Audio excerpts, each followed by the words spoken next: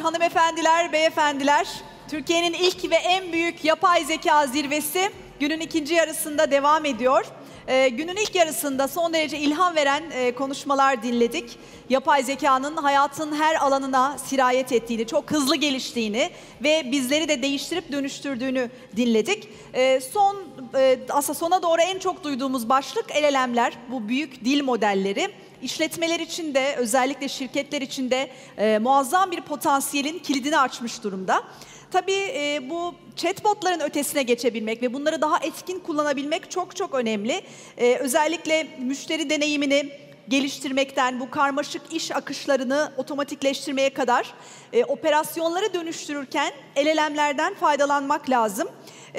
Büyük miktarlarda eğitim verisi gerektiren geleneksel yapay zekanın aksine büyük dil modelleri bu veri olmadan da etkileyici bir şekilde performans gösterebiliyor. Maliyetleri azaltıyor, karmaşıklaştığı azaltıyor ve özellikle büyük bir kolaylık da sağlıyor şirketler için. Şimdi şirketlerin büyük dil modelleri, chatbotların ötesine geçmek konulu sunumu için alkışlarınızla Numeno.ai kurucu ortağı ve CEO'su Philippe Beaudoin geliyor sahneye.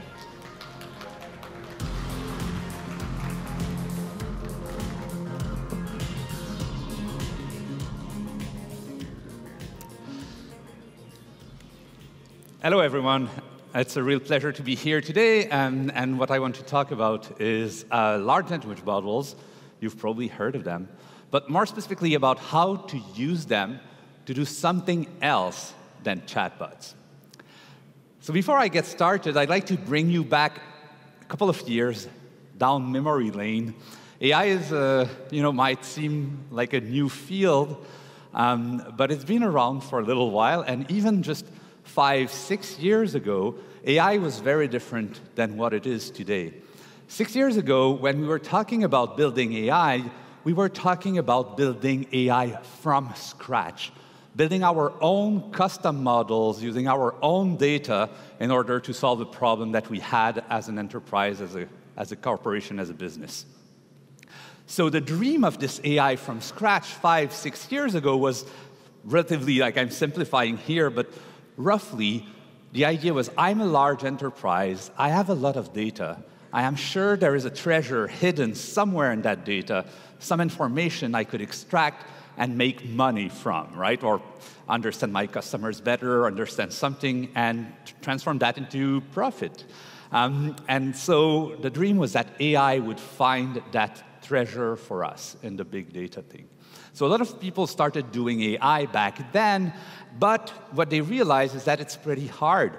First of all, you need a lot of data, so you can only do it if you're a large corporation, large enterprise that has a lot of data to begin with. But even if you have that data, you have to collect it, you have to store it, you have to analyze it, visualize it, clean it up, you have to normalize, automate, train a model, and eventually you can deploy your custom model. It's a lot of work. And what you really lose when you do all of that is you lose the agility that you traditionally had with software engineering. We're used to thinking of software engineering as something efficient, something fast. We can build the software quickly, we can turn around quickly if it doesn't work. With large custom AI models, we lose that. It no longer feels like software, it feels like building an entire new factory every time. It feels costly. But I'm here, and the question that a lot of companies asked back then was, well, if it's so much work, is it really worth it? Is AI actually useful for anything? So times have changed since then, and we're in a slightly new era. Since the last 2 years, you've seen the rise of LLMs, large language models, that have been used to do things like generative AI and stuff like that. So there is a new class of AI that is emerging that I like to call AI not from scratch. AI that is building on existing pre-trained models. And that kind of AI changes the game radically. The first question we have to ask ourselves is, now that we have these LLMs, what can we do? How should we think about the problems that are approachable using AI? And I have a little framework for you, just a question you can ask yourself when you're wondering whether or not you should approach a problem with AI. It's the following.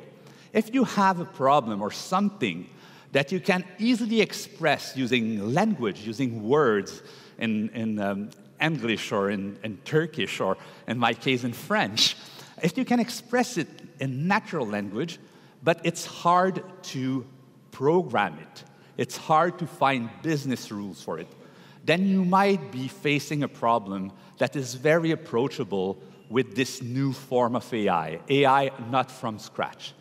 Just to anchor that in your mind, I'm going to give you 3 examples. The first one, imagine that you want to run an advertising campaign, and you have the idea of your ideal customer. You have a profile in mind that would be really good for your advertising campaign. If you can describe that profile using words, then you might be in a situation where AI not from scratch is a good option. Example 2. Imagine that you are facing cybersecurity threats, cybersecurity attacks, but you can identify somehow the patterns of these attacks, and you can describe these patterns into words. Then you might be in a situation again where AI not from scratch is an option for you. And the third one is in a situation like, it's an example from logistics. Imagine that you have like a big logistical chain, and you know some of the problems that may happen on that chain and cause delays. You can express it in language, but they're hard to program.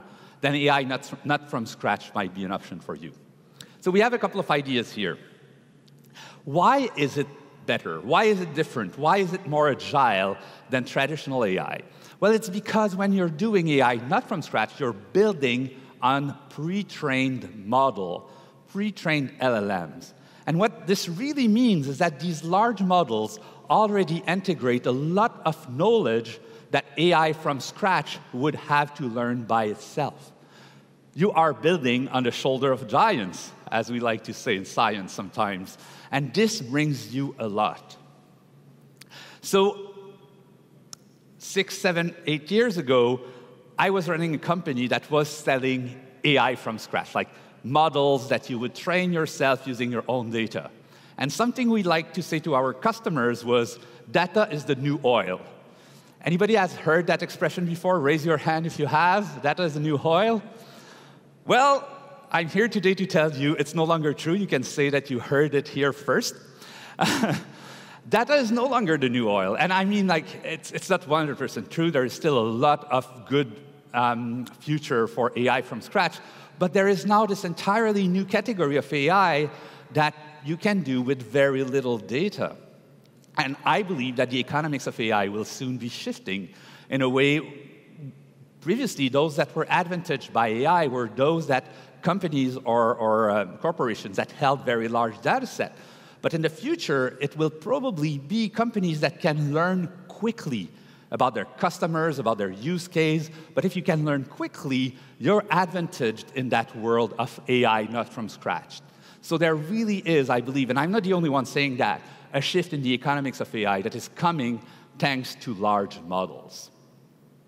So how do you build these? It's a 3-step process. I'm going to explain it a little bit more in the rest of the talk, but the 3 large steps are this. First, you start with a large model. You can pick your favorite one. You can pick ChatGPT, Claude. You can pick an open source one like Llama, Mistral, whatever you want. Now, after that, you need to describe the problem you're wanting to solve using natural language, so task description. And finally, you need data, but you need small data, and you can start collecting it after you've described the problem. So these are the 3 steps that you need to do in order to build on top of LLMs. This middle step here, task description, might sound new to you, but you've heard of it. I guarantee you've heard of it. It's really just prompts. Task description is prompts. But it sounds simple. Let me tell you, it can get very complex, and we'll dive into it slightly more a bit later. But first, let me give you, again, my 3 examples, but within that framework. So you start with the large model, and let's say you want to do the advertising campaign. Your task description is going to be a description of that profile of your ideal customer. If you're doing the cybersecurity example, the task description will be the typical patterns of attack that you are facing. And if you're doing the logistical example, it's going to be a description in natural language of the factors that are causing delays in your process. And the small data depends also on each of the three cases. For the example of advertising, the data that you'll collect is the behavior that users adopt on your website, for example, or if they click on the email or not. So you can start collecting data, but after the fact. So section 3, how do we actually build on large language models? We've seen the idea, we've seen that it shifts the economics. How do we actually do that? And I gave you a preview. It's all about prompts. It's about writing these prompts so that you can solve the problem on top of existing LLMs. But there's a big issue with prompts. Anybody here has tried to write prompts before? I'm sure you have. You're playing with ChatGPT. You're writing your little prompt to get it to write the essay for you or something like that. You know, I'm telling my kids not to do that. But the thing with prompts is that we don't know how to use them well yet. We write ad hoc prompts. We write them on the fly as we go. They tend to break. They break pretty frequently. And when they break, we don't know what to do. We don't know how to fix them. So we're still in the early days of that world. How do we go beyond that? How do we evolve our prompt practices beyond this? And at a very high level, the solution is pretty simple. So we have to be more systematic. We need to transform prompt-based programming into a structured software engineering-inspired methodology. It is about being systematic, rigorous, transforming our hacking into a real engineering practice. We're not there yet. We're on the journey. We have some tools. As software engineers, software developers, the toolbox of people writing prompts and using prompts is evolving almost every day. So right now, if you look at the toolbox, you have things like RAG. RAG are retrieval augmented generation tools. They're pretty useful if you're building on top of prompts. You have things like agentic workflows. You can fine-tune your models. You can do programmable guardrails, which is an emerging set of tools that allow you to put guardrails on a chatbot, for example. You can do chain-of-thought reasoning if you've used LangChain. LangChain is all based on that. So we have a lot of tools, but we don't have a practice yet. It is not software engineering yet. So what is software engineering? At the high level, software engineering is pretty simple. It's answering the following question. How do we split a task efficiently? Software engineering is interested about scalable models, large systems. And to build a large system, you have to break it down in smaller chunks. You have to make sure that you can solve each chunk separately and reassemble them into a bigger whole. So this is the fundamental question of software engineering. Some might argue that it's the question of engineering at large. In the case of prompt engineering, we just change one word in there. It's how can we split a prompt efficiently? If you've been writing prompts, you know that prompts tend to get bigger and bigger and bigger and bigger, but we never make them smaller. We never break them apart. And as they grow bigger, they become more complex. They're harder to make right. They're harder to define precisely. So the question that we're asking ourselves at Numeno is, how do we split a prompt efficiently? So our approach that we've developed in-house to build the products that we're building is, inspired from classical software engineering. In classical software engineering, one key unit that everybody uses everywhere is the classical function. A classical function takes some structured input, it does some mathematics on it, some software on it, and then you get a structured output. When we extend that to a prompt-based function, the biggest difference is that the input can be natural language and the output can be natural language. So our functions are no longer bound to processing structured data. They can also process and output natural language.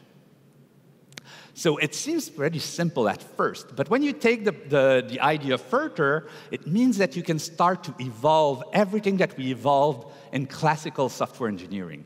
You can evolve all the control structures that do exist in classical software engineering.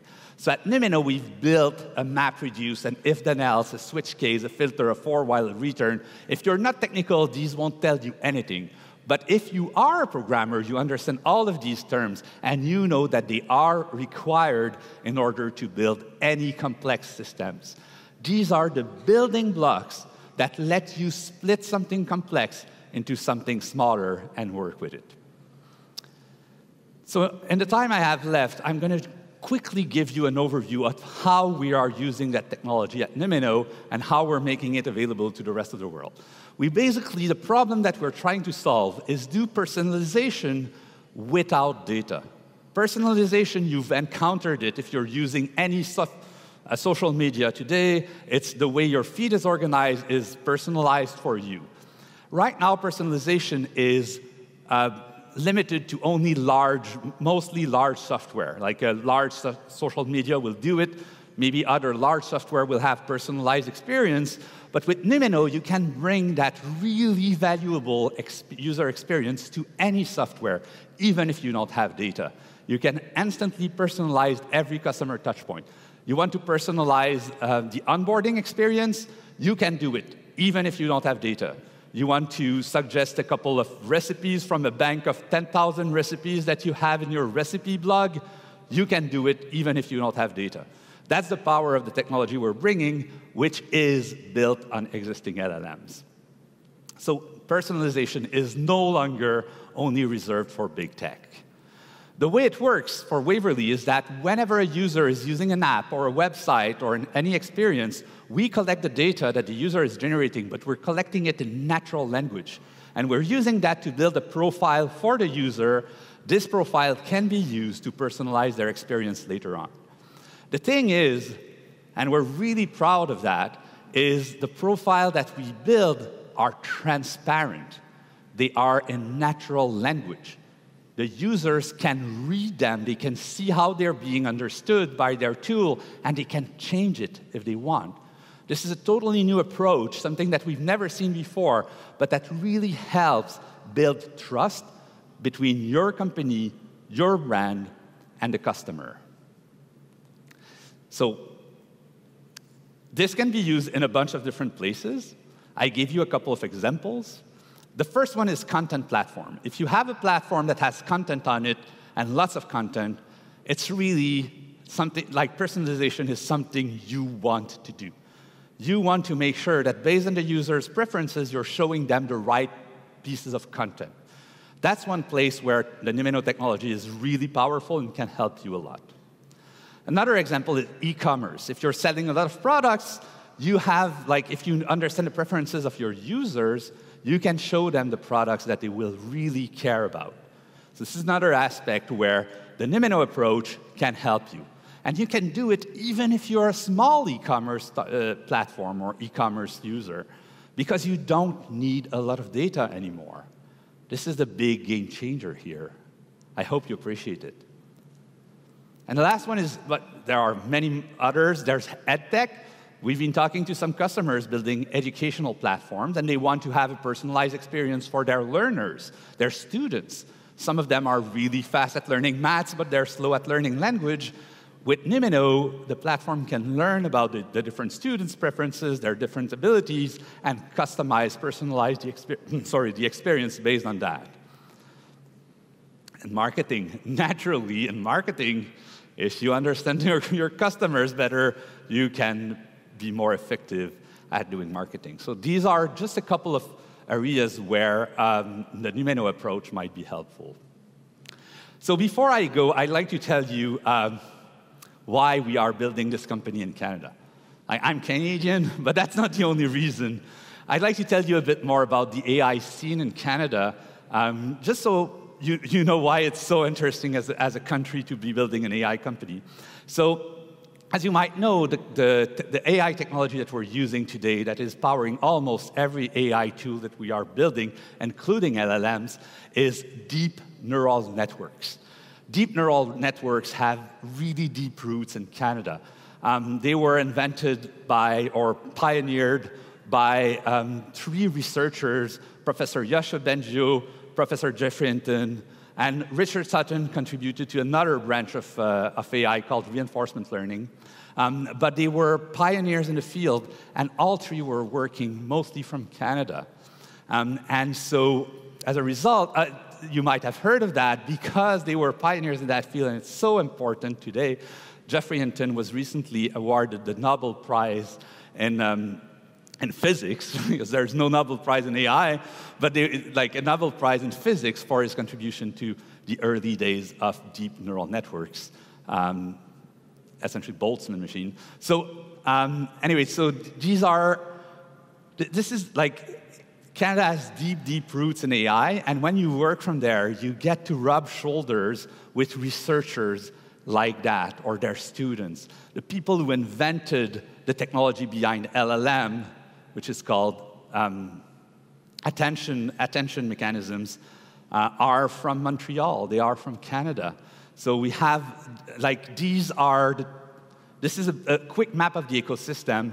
These researchers are working mostly from three large institutes in Montreal, MILA, in Toronto, the Vector Institute, and Moncton, Alberta, the AMI Institute. And these institutes draw AI talent from around the world. The best students in the world often choose to come do their grad studies in Canada, and then they will join a company, they will found their startup, they will become professors. Unfortunately, sometimes they will join one of the big research labs at a big American company. That happens. But there's a lot of AI talent in Montreal, in Canada in general. It's very effervescent. It's very fun to be building an AI startup there. You feel connected to the real thing. People agree, people disagree, but we really are at the forefront of it. So as a company who's interested in building something like that, it's a great place to be. Anyway, that's all I had for you today. I hope you appreciate the value of building on top of LLMs, and now you can think of ways to use LLMs to go beyond chatbot. Thank you very much. Philippe, thank you so much. Thank you. Thank you so much for this inspiring speech. Evet, Philippe Beaudoin'a çok teşekkür ediyoruz. Gerçekten çok enteresan şeyler duyduk. Bize hep verinin yeni petrol olduğu söylenmişti ama Philippe çok net bir şekilde aslında veri yeni petrol değil diyor. Şöyle ki, en çok veriye sahip olan şirket artık öne geçmeyecek ama az veriyle ama yapay zeka ile ona öğretebilen şirketler öne geçecek. Bu çok ilginç. AI ekonomisinin de artık değişmeye başladığından söz etti Philippe. Doğru modeli seçeceksiniz ve bir görev tanımı vereceksiniz o modele. Özellikle doğru bir prompt, yani yönerge vereceksiniz. Artık yazılım mühendisliği de yerini yönerge mühendisliğine bırakacak gibi gözüküyor. Gerçekten çok ilham veren bir konuşmaydı Philippe Beaudoin. Çok teşekkür ediyoruz.